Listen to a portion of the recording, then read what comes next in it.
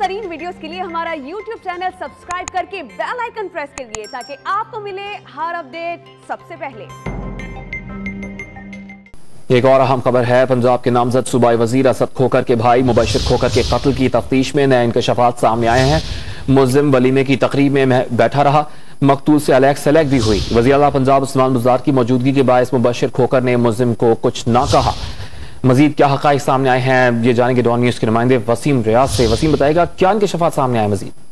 जी देखिए, CIA modern के पास मुल्जिम जो है वो इस टाइम है जहाँ से तफ्तीश जो है वो की जा रही है। इससे कबल भी मुल्जिम का बयान जो है वो कलमबंद किया गया और अब मजीद इंकशाफात जो है वो सामने आए हैं जिनको पुलिस ने बाकायदा तहरीरी तौर पर नोट कर लिया है। मुल्जिम ने बताया कि वो तकरीब में जब बैठा था तो मुबशिर खोखर से उसकी जो है वो मुलाकात हुई जिसमें उसने उसको सलाम भी किया था। वज़ीर पंजाब की मौजूदगी के बायस उसने कुछ ना किया। जैसे ही वज़ीर पंजाब जाकर बाहर जाने के लिए निकले, अपनी गाड़ी में बैठे तो मुल्जिम ने जो है वो फायर कर दिया।